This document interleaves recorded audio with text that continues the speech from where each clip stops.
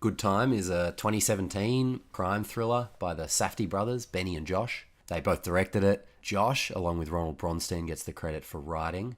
And Benny also stars as Connie's brother Nick in this film. Good Time is a gritty crime thriller that pulses with unrelenting tension, movement, and pace. Connie, played by a bearded, almost unrecognisable, bleach-haired Robert Pattinson, is running on a knife's edge. After rescuing his brother Nick from a therapy session in the opening scene, the pair commit a bank robbery, after which we follow Connie's flight from the consequences. He takes risks and he flirts with capture at every turn as he navigates this grimy world, seemingly surrounded by threats. Over his shoulder are police, TV screens broadcasting his wanted face, and dubious, untrustworthy secondary characters. Connie is able to keep his head above water thanks to his wild but determined movement, motivated by a chaotic but powerful love for his brother.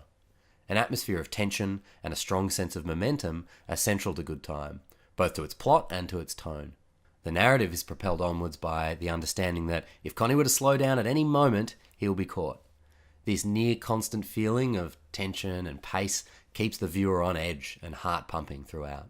Good Time achieves this without a lot of actual action. Rather, there are small moments of action, bursts of action, and in between, a palpable sense of Connie's desperation and determination. This world is a harsh, dirty, violent one. Connie is always seemingly out of place, moving through someone else's domain, whether sneaking through a police-patrolled hospital, hiding out in a stranger's home, or on the run through the back streets of New York City, he's never at ease. Even in brief moments of apparent respite, there's often a hidden threat lurking. A ticking security device about to explode, an unstable mother about to break, another criminal or cop waiting around the next corner.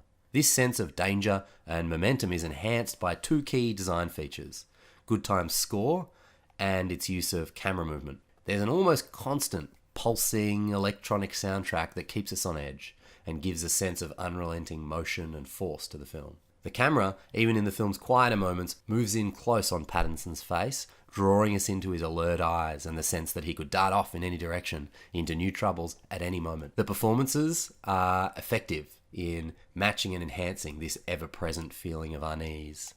Connie is fighting a lone battle, but when he does seek support, it's from characters whose performances indicate further threat. A grandmother and granddaughter whose visible unease suggests they may turn at any moment to aggressor, informer, or victim. Connie's volatile mother, played by Jennifer Jason Leigh, who's always great, only adds to the anxiety with her nervy, tremulous portrayal of a woman battling her own internal demons. All of these elements, the sound, the uncomfortably close camera, the intense performances, combine to create a palpable sense of stress and a feeling of propulsion onward through the film, away from the current threats and onto the next. This is not an easy time. It is a rough, dirty, uncomfortable time. But if you're in the mood for a heist thriller with a grimy, nasty edge, you will have a good time.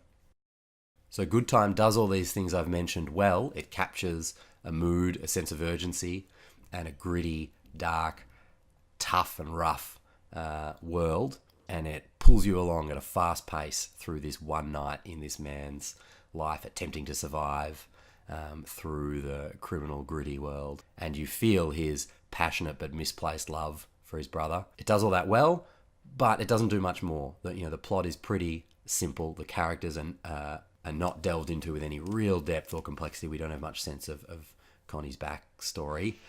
We just have a sense of his current plight. So I think this is a good film, but I think it's limited, and its tone that is so gritty and grey will push some people off. So overall, I give Good Time 3.5 out of 5.